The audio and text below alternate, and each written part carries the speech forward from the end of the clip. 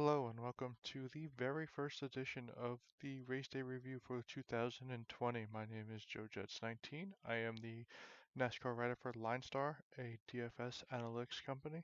You can follow along at JoeJets19 on Twitter. I'm also at JoeJets19 on Twitch, as well as my handles on DraftKings and FanDuel are both JoeJets19. The YouTube site for this is www.com/Raceday Review. That is not actually our URL because of some crazy YouTube rules, but if you just search us, we will be there. Hopefully, we'll own that URL soon. So, we're going over the Daytona 500, which was an absolute positive shit show towards the end. Before I start to say anything, I just want to um, address the whole Ryan Newman thing. I'm incredibly happy that he is relatively okay for the time being, as what we know. Right now, we know he had a horrific crash, ended up getting flipped on the last lap, and then he then got hit by Corey LaJoy, which made things even worse. Um, he had a real chance to lead with about 200 feet left. But they say about 200 yards, so 600 feet left. He was leading the race, and then it all went downhill. Easily one of the worst crashes I've ever seen. The Amarillo crash was bad, but this was so much worse. We'll go over where I was with all of that stuff, but I remember it was yesterday, so I remember very vividly just watching him flip and then watching the race end, and Hamlin was celebrating, and nothing from Newman. He couldn't even see him crawl out of his car, nothing. The fluids were leaking all over the place, so who knows if it was going to blow the fuck up. It was just a scary scene all around. You didn't hear until about 11 o'clock last night that he was in the hospital and not dead. They put out the black tarps and everyone was assuming the worst.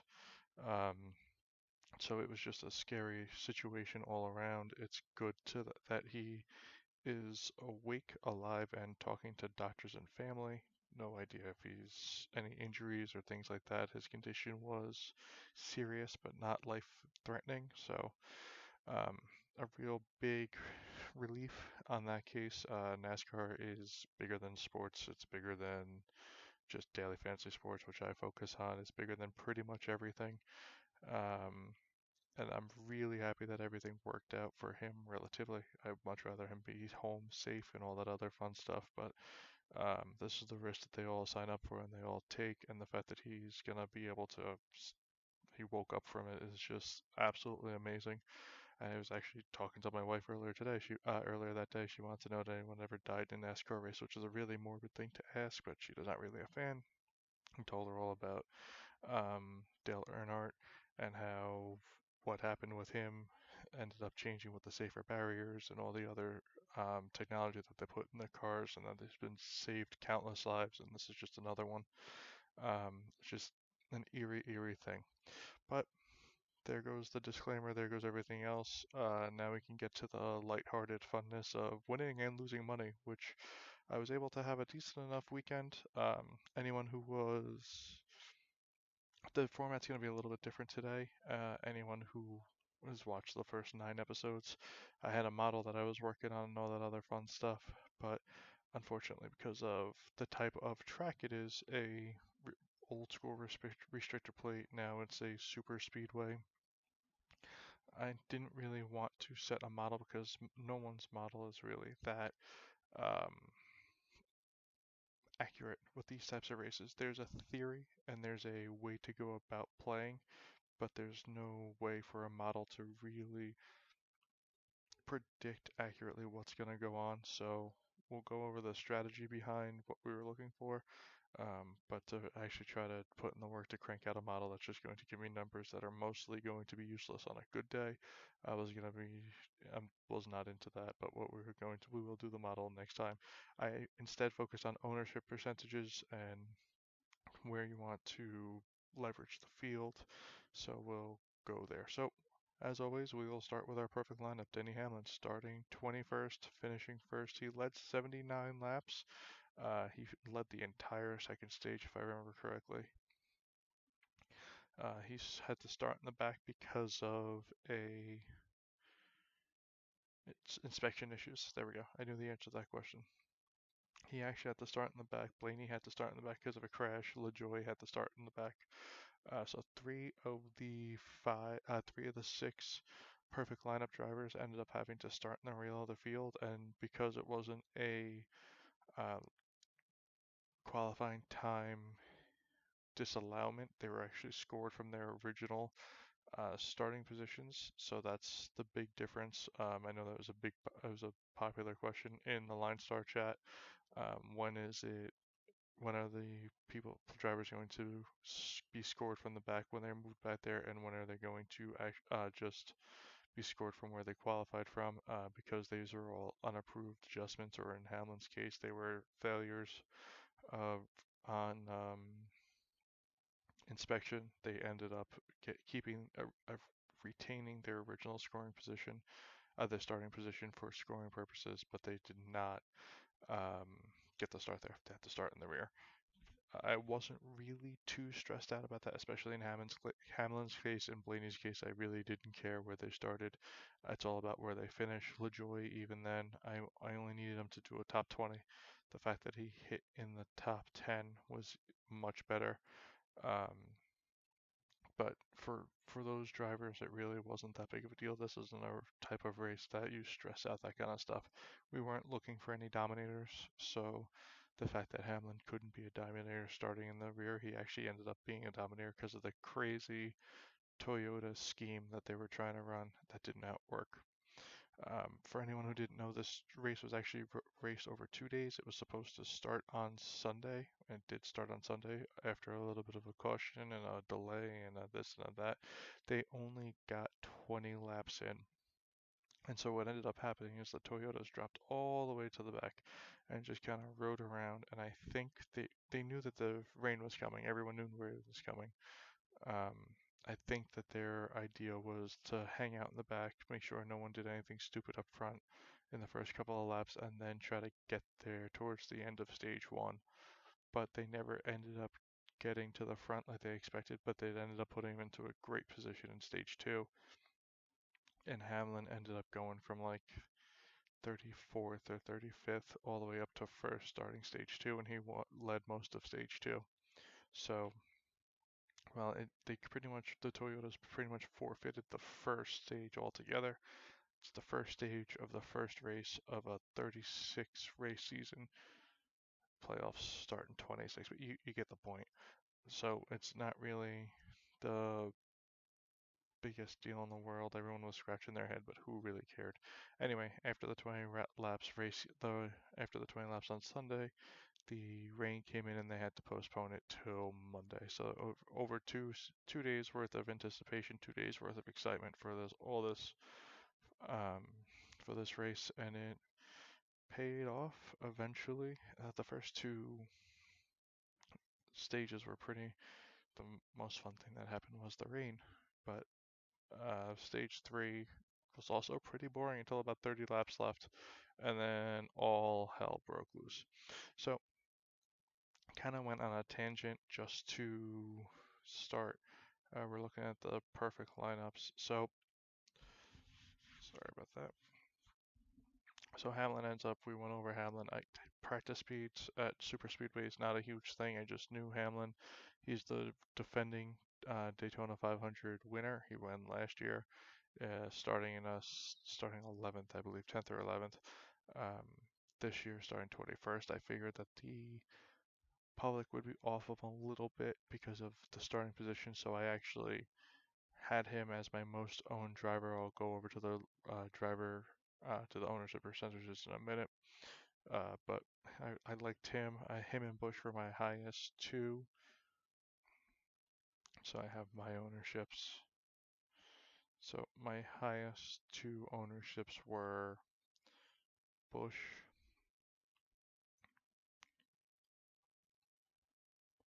I don't know why a 7 and 5 is hot.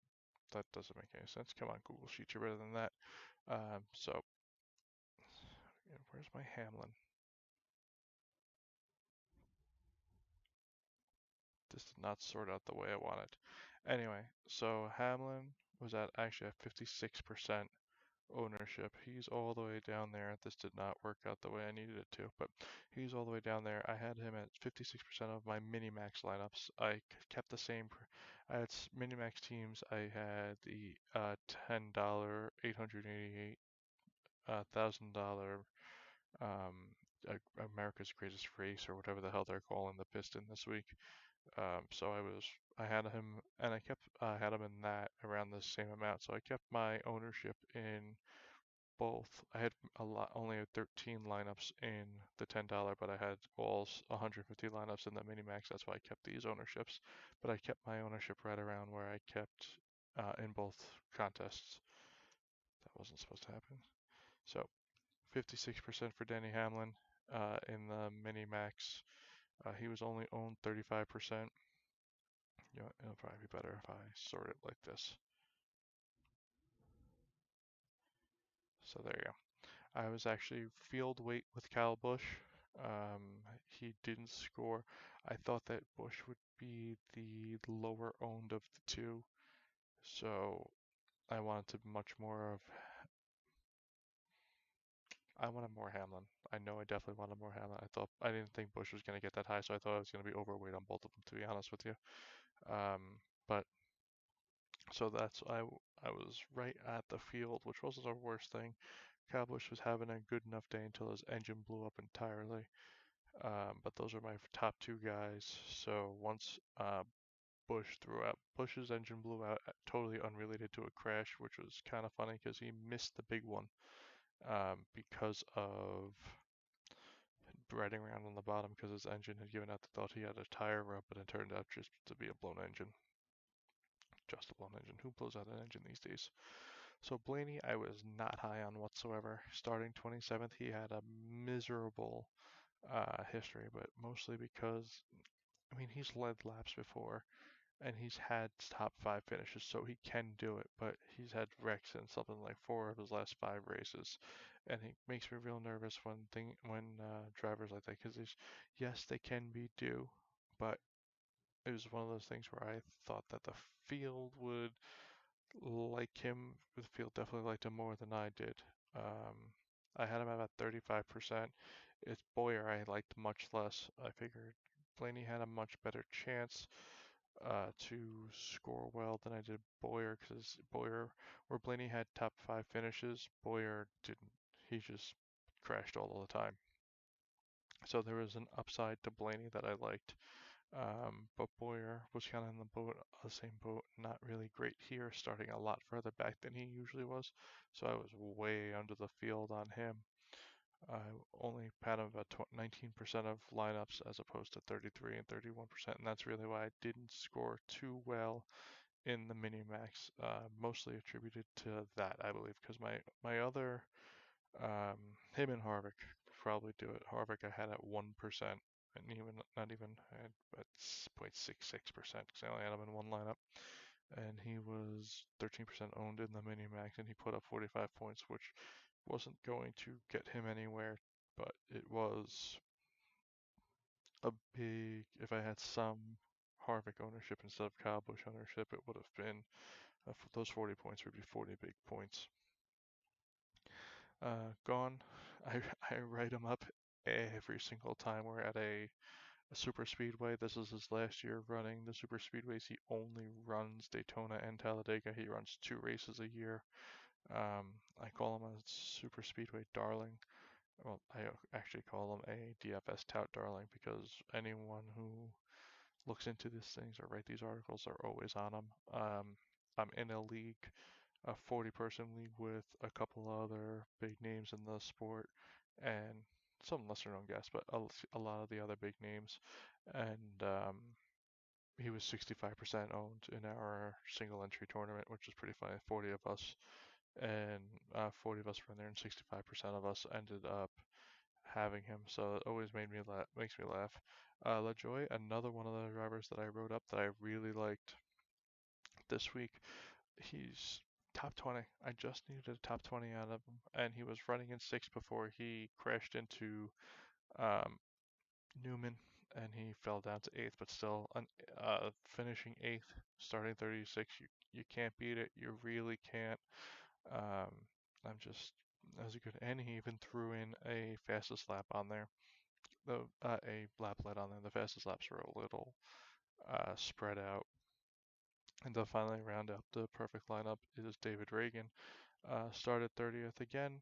Top 15 I thought was feasible for him. I didn't own him nearly as much as I should have. Let's look at Reagan's ownership. I had him at 25%, which was still higher than the field, which is surprising. I thought for sure. Absolutely thought for sure I'd get more. I'd have more leverage. I would be actually underweight on that. David Reagan's a big enough name in the industry that, not that I'm saying that he's a big name, but he's not like a Justin Haley, who, yes, he did win in July, but that was really fluky, and that was his first run in there, so I didn't think that was going to do it again. No one really ever trusts Reed Sorensen, and he was just as owned as David Reagan, which is insane. Um, so just, it's all about the leverage on the field. So I advocated for three different strategies because there was a lot of different ways you could attack it, but because the projection models and the other things that people use, practice times don't really do much, 10 lap averages don't really tell you much, single lap averages, and everyone's drafting, so big shifts happen very quickly. There wasn't a lot of passing, but there was a lot of cars getting shuffled out of the draft and then falling 10 spots. So I don't really know how to rank that, but it's not like passing's easy here. It's not like passing something that happens. You just kind of wait for a catastrophe to happen in front of you and hope to not get swept up into it. So because of that, um, there's really a theory on how to attack this track, uh, Daytona and Talladega, but we'll go over that in April when we're there. There's a theory that attacks these tracks, and what you want to do, you want to shore up the base or the floor. It's election season, sorry. So you want to shore up the floor. So in cash games, pick 6 of the last 10 drivers. Any 6 will do. Of course, some will probably be better than others. I mean, it would be nice if you had gone in there. It would be nice if you had Reagan in there. It'd be nice if you had LaJoy in there. Any of those three would be a nice way to start your cash games. Even if we can look at the ownership percentages because I have the points scored there. So Priest was the top 10 driver, bottom 10 driver. He scored 19 points. McDowell qualified too high forward. Um, Throw in Haley, 54.5 points. Sorensen had 24 points. McLeod had 7. Poole had 47.5. Quinn Huff had 1 point. He was probably the lowest scoring driver in that race, in that range, but Joey Gase 35. So there's only one. You had 10 drivers to choose from. Timmy Hill 24 points. You stack together any 6 of those 10, and you have a good chance of um, scoring well. It's not an absolute guarantee. Yes, would you like to have avoided Quinn Huff and have the other 3 that were in the perfect lineup? Absolutely. But the fact that you're avoiding drivers like Kyle Busch was only scoring 7.5 points, and he was starting right around that area. You have Joey Logano minus 1.5, Kozlowski minus 11.5, Jimmy Johnson minus 17.5. Just taking all of those drivers, Alex Bowman minus 32, Cole Custer minus 17.5. So taking all those drivers out of consideration, um, really you miss all of these other landmines just by looking in that and looking in that range. And this is the type of track where you don't need to be fast. You probably are even better being slower than faster just because you can't keep up with all the mess that happens in front of you. And that's why in cash games, you normally do. I don't play cash games that often in NASCAR. Um, I'll follow them just so I know. But once a lot of these tout sites have gotten so good at pointing out the proper drivers to use that you end up running a train of 10 drivers and a 20 man like a double up that has 22 guys in it, 10 of them, 10 lineups will be the same. So you gotta either pay a GPP lineup that's better than them in a cash game, or you don't even double your money. Not in it for me. I know I talk about it all the time for anyone who's listening. Um, it's gotten better recently. About a year and a half ago, it was real bad. Last year, it wasn't so bad. Once I started doing these things, I was keeping track of it, but still not great.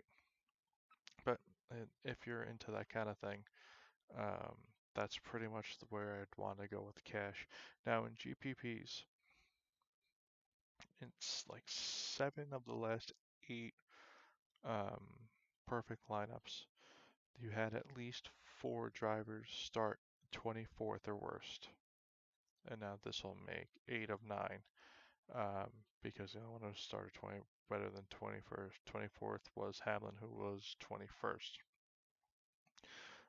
So in a GPP, like a 20 to 50 lineups type of thing, that's where I started. I wanted 4 to 5 drivers, percentages wherever you want. I normally wait. So what I did for this, if you see, um, I don't have this sorted with starting position, but he was after 24th. He was before 24th, after 24th, after 24th, after 24th, after 24th, after, after. So my first driver that, well, no, he's not my first driver, but all of my top 20, all of these drivers are my over 20% with the exception of Clint Boyer, and they all started after 24th. So I had at least 1.25 of these guys in one of my lineups, and ideally like 4 of them because I set my ranges of at least 3 and as many as 6 drivers starting. Um, I made all of these guys dominators, just the easiest way to use the lineup builder, not Line Stars, but a different company's lineup builder, and said that I have to have at least 3 of these guys in my lineups. Um, and that's where it started building it. Then I tweaked it. So I set everyone at least 20%, as much as 40%. And then I liked Hamlin more, so I made him 40 to 60. I wasn't going to go over 60% on any single driver. Kyle Busch, I also had as a 40 to 60. I wanted at 35 to 50 of gone. Um, I had less than 20 on Clint Boyer. I had 20 to 40 on Ryan Blaney. LaJoy, I wanted about 40% of, so I got exactly on my number there.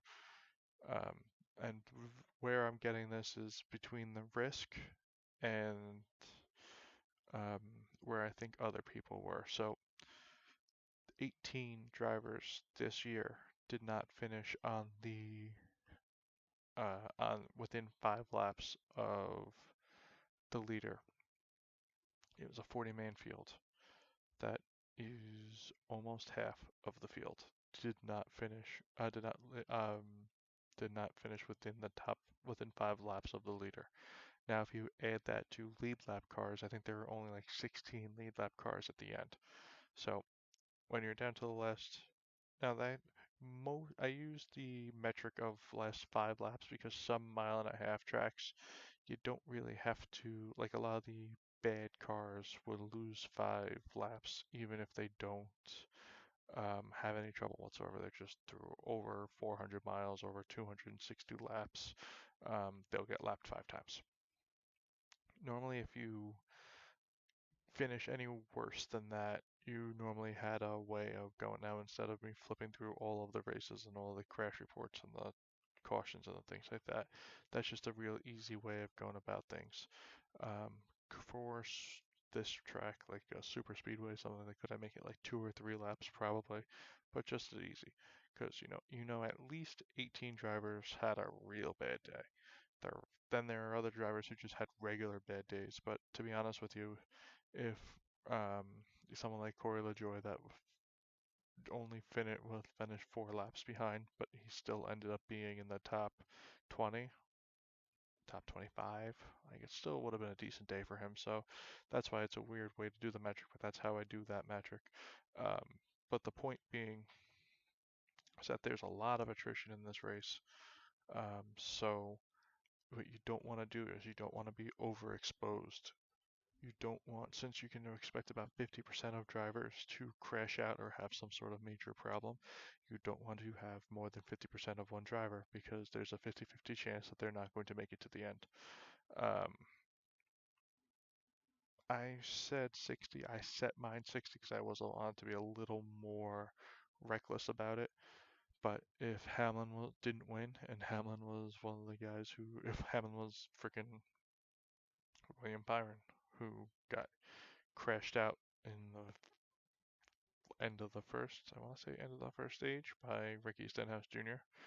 If he, if those two people traded places, my day was over at the end of the first stage. And that's that. And that's the risk I assumed because I knew 50% of people were going to have a problem, and I had a 56% of Hamlin, so I was way overexposed. Other tracks like Las Vegas, who has a very low incidence rate, incredibly low. Um, at least last year, that had an incredibly low incidence rate. You can push it if you think someone's absolutely going to hammer it, and they're riding a rocket ship, and everyone else has tricycles, and they're gonna lead 200 laps, 150 laps, however many. If you want to go to 70%, you can. I think that's a little crazy. Eh, there's this is there's always a chance, and that's I've played 70% of a driver before, but that's just where did I get why did I set it at? My range is between 40 and 60 because I know the field will at least have 40 of them, and I know there's at least a 40. There's going to be at least a 40 to 50% chance that he wrecks. So I want to get the most amount of that driver as humanly possible without being absolutely suicidal. Um, so that's where I went with on that because at some point, if you even at the even if you wanted to play gone, let's say starting 39th, the worst thing he can get is to score you like 2 or 3 points. Um, and if he crashed right away, even if you said you want to roster Brendan going at like 80%, this time it worked out, but he was riding around in the mid 30s the entire race until about 20 laps to go. It's like, so yeah, that's not something I would agree with. Going 50, 60% is much more than anyone else is willing to go. The highest owned driver was at 47%, I believe. 46%, 43%. So obviously everyone else was a little more risk averse. So to double that would be insanity. Because God forbid something like that, you have a Kyle Busch who hits you a 7.5 and they're done. The other side of that is you have Hamlin who scores you 89.7 and you're in the money. But I mean, I almost, I mean, I didn't come close to doubling it, but I 1.5 his ownership percentage pretty easily, and that was a decent day. I know I'm bouncing around here. I apologize. And then for them, back to the targets because this is all we got to so far.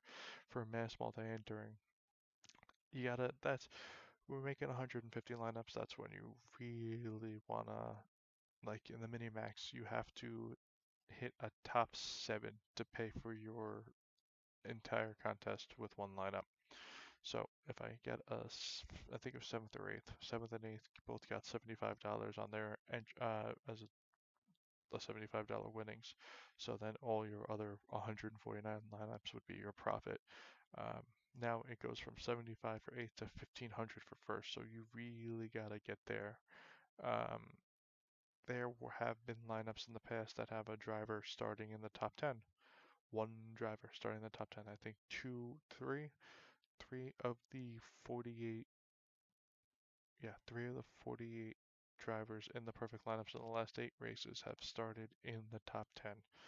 So that's that would be 3 out of 8 lineups, but one lineup had 2 drivers. Someone starting third, someone starting 10th.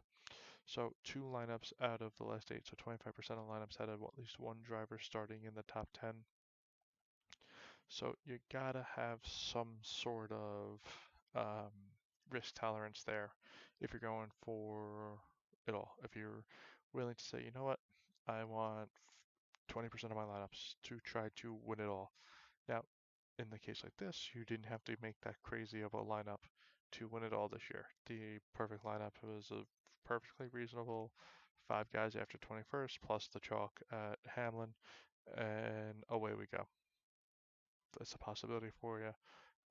But that's why you don't make all 150 lineups with one guy in the top 10. You sprinkle them up a little bit. So that's why we want at least one driver in the top 10, one to two drivers starting 11th to 23rd. So that would have been Hamlin. So if Newman won, this is where Newman comes in. He was my one driver in my satellite lineups. I went for the fantasy, not the fancy, the fancy racing, the road to the race to the road, whatever the hell they're calling it this year. Um, but the fantasy racing world championships. I had a lineup in there. I had it in the sports betting world championships. I had it in two of the the $17 and the $5. And so I had Newman in those lineups, and going into the last lap, I was tied I was not tied, I was in second or third, and the two guys in front of me had Chase Elliott. Now, mind you, Chase Elliott crashed on the last lap, and I almost pooped myself. And then about 30 seconds later, Newman closing in on the win. Even if Newman had a second, the same lineup had Blaney in it. I had the top three drivers: Blaney, Newman, and um, I had Blaney, Newman, and Hamlin. So any combination of those three making it safely through the finish line once Elliott was gone would have got me several $1,000s. But at the minute that you saw the Newman crash, that all changed. Um, the first thought was, wow, that sucks. I wonder where I stand. And then I saw that he wasn't, there's no movement in the car, just like we spoke about earlier. The fluid was leaking. He wasn't trying to get out, even though the fucking car was on fire. Yeah, I didn't care about the money. It would have been nice, yes, but like, God almighty, that was a brutal crash. But he was my driver inside the top 10 that I loved. He was starting far enough back, seventh or eighth, that he had a chance of avoiding any major incident, but he still had some place differential potential. And even if he picked up, what was he starting? I'm guessing, like I can't just look it up. He was starting seventh. I figured he had a top five potential. Was that going to get me anything? No, it wasn't. But he ended up, if he won, then he was definitely going to be in the perfect lineup, and at least I needed some of that. So in my overall lineups, my overall ownership, I don't think, yeah, I only had 3% of them, which was under the field. But I ended up I had 1 out of 13 lineups that I handmade, so not 3%, closer to about 8%, which was right around with the field for the mini max. But I really, he was my top 10 driver. Let's sort this by drivers who I really liked. For where they started, Stenhouse, I faded entirely. Bowman faded entirely. Logano, I had some of. Byron, I only had one share of. As you saw, Amarola, maybe one. Johnson, maybe three or four, just for narrative street. I love myself a good narrative. I want to see now. Now I'm curious to see what my Jimmy Johnson 1%. Yeah, I love myself a good narrative. So Newman was right where I was looking. Larson, I was criminally underweight on, unfortunately. I had a full fade on Larson, who was 8% and 13% owned, so that wasn't exactly where I needed that to be. Um, that was way over on Timmy Hill, by the way. The only reason that's not a green is because he didn't score that well, but hilariously over on Timmy Hill. Really, I had my fingers crossed on him having himself a day. Um, and then Keselowski has never won it, all that narrative, and then Harvick. So my two drivers that I really liked in the top 10, well, two drivers that I had the most trust in the top 10 to make a decent finish of it were Harvick and Newman. Overall, Harvick scored 45 points, Newman scored 40.25. So Harvick was the better play. Salary is not really a big thing. I'm sorry, I hate to mention this late, but another thing to watch out for at these tracks is leaving a shit ton of money on the table. The perfect lineup for last July left $19,000 on the table. I set mine anywhere to be 38,000 total salary to like 45 total salary. So this lineup actually did come in a little higher than that, 46.2. So I don't think I even had a chance of building it, even though I had a high ownership on some of these guys. Going in LaJoy specifically, Hamlin, going in LaJoy, even Blaney. I screwed myself out of that one. There were a lot of DFS Army guys that tied for the win there. But so that's another quirky thing about this track. I know I'm jumbling all around. I apologize, but the this you start the season off with the biggest race of the year, and then you start the season off with the quirkiest race of the year. It makes me laugh every single time, every season they do it, because it's not that often that you never leave this much money on the table in NASCAR. You never start all drivers this far back. Um, so it breaks every rule of NASCAR. Practice times are a thing. You really need to know the practice times. Not at Daytona, you don't, because they're all run the same fucking speed. Um, so it's just always you break every rule the first race, and then you really get into the swing of things for next race. Um, just to go over, because I have the winning lineups here, I didn't even mention it. So America's Race, the perfect lineup won. The min cash was 272, so a full 17 and a quarter points higher than the slingshot, which is the big $4. A $200,000 slingshot's a big tournament, so that's good for them. 20 entry max as opposed to 150 entry max. So Hamlin, Blaney, same lineup one here, but it was a much more forgiving payout structure. Now, some notes I want to make about this. I know we've mentioned this. So my ownership's biggest, Hamlin was the biggest. The only reason this is red because he didn't score well. Kyle Busch didn't do that great. Brendan Gaughan, my guy, 71 points. Can't turn that up anywhere. Clint Boyer, you feel bad that he didn't get the win. He got turned early. I mean, at that point he should have just fell just because I didn't have Boyer in any of my big lineups. But again, I knew what I was getting when I said you can't own everyone.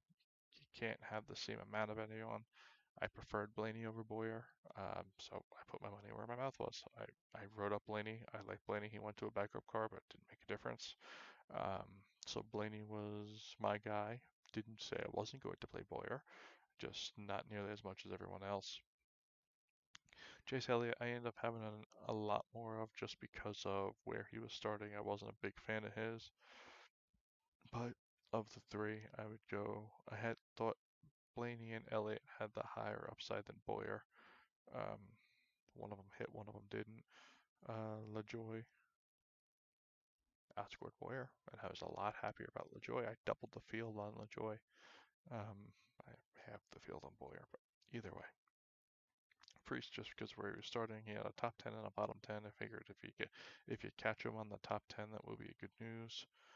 Um, So McDowell, I was surprised how low McDowell came in considering his great history here. 47 fancy points is exactly what I was looking for. David Reagan, even lower than I expected. I liked McDowell more than Reagan, but I figured I'd invert the field on that there would be more Reagan people than McDowell.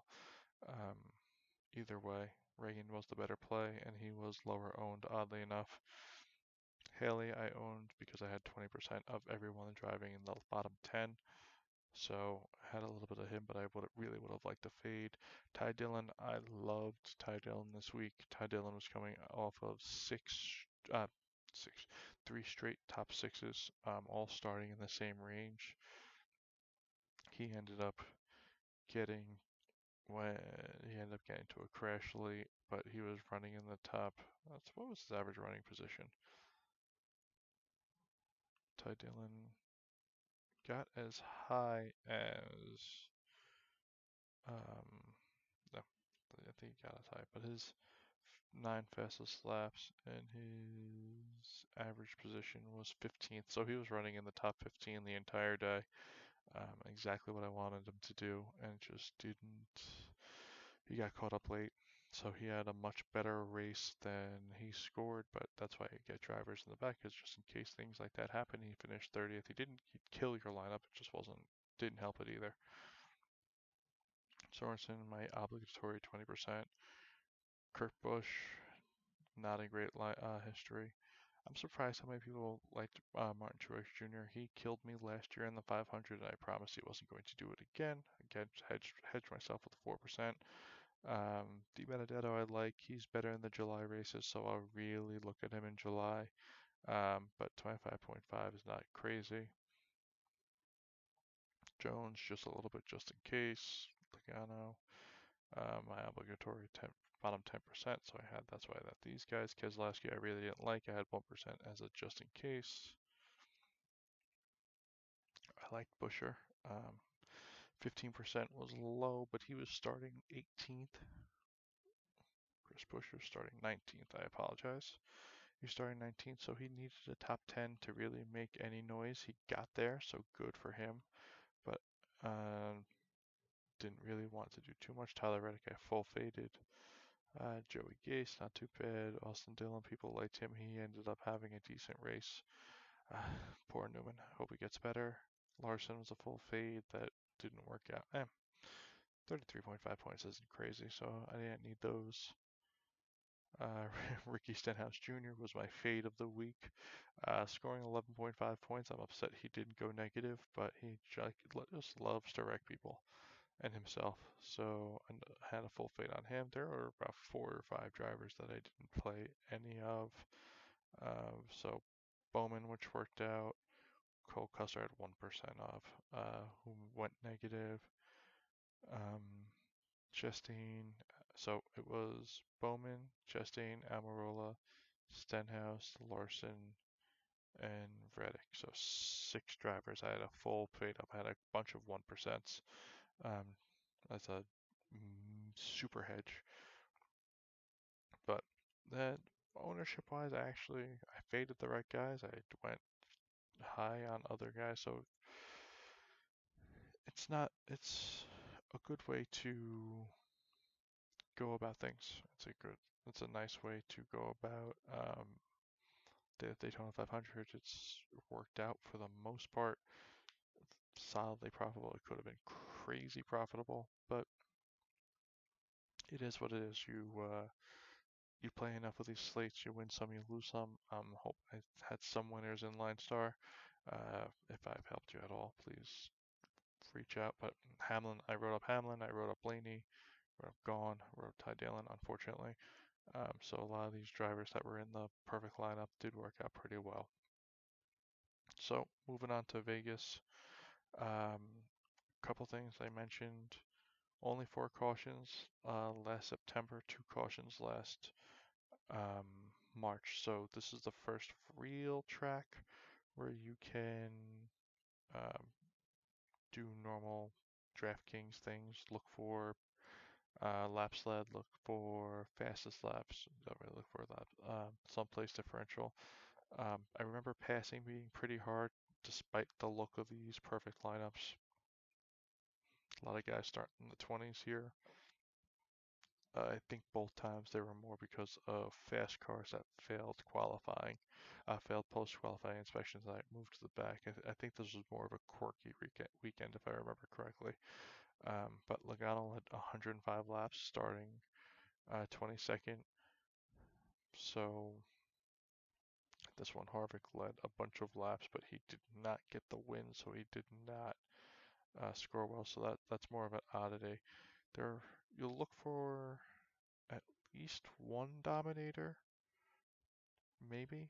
Um, yeah, two dominators last March, but only one of them picked up 9 places and won. The other one lost 3 places. So that's the difference between those two.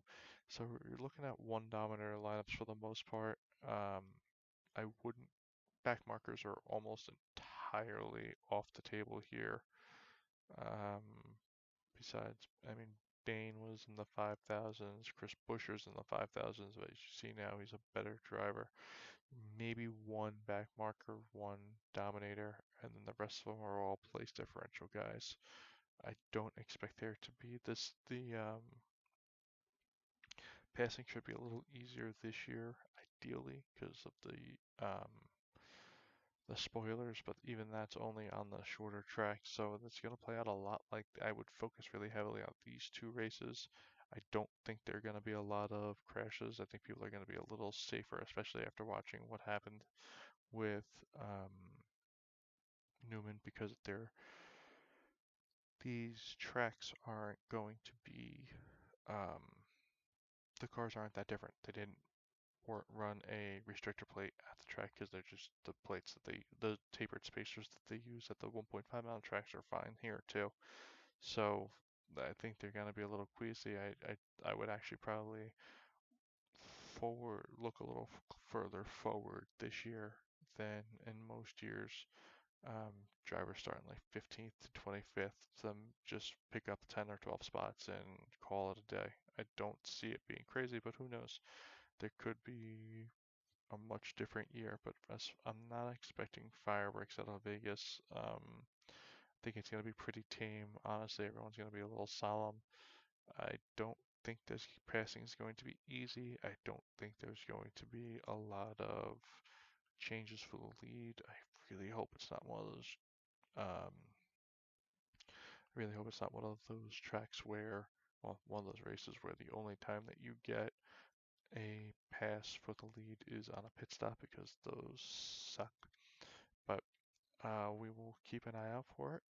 Thank you very much for joining us. If you have any questions, by all means, reach out to me in chat. If you're a Line Star member, reach out to me on Twitter. Um, oh, thank you for the one guy who's tuning in currently. I pretty much wrapped up everything. Um, if you guys have any questions, again, I'm going to upload this on YouTube. By all means, if you leave a comment over there, I've had a couple of comments over there on past videos. If you like it, let me know, reach out. Next week I will have more. I'll have my model up and running. I'll show you the data that goes into that. See what reasons I liked one driver over another. But for right now, again, it was mostly, that's why I focus on the ownership percentages. It's really leveraging the field at Daytona and Talladega, and more about that than which drivers had a fast car. Driver history is a big thing too, but they have 4 goddamn practices that I don't pay attention to. Some people do. Um, but have a good one, and I will see you next week.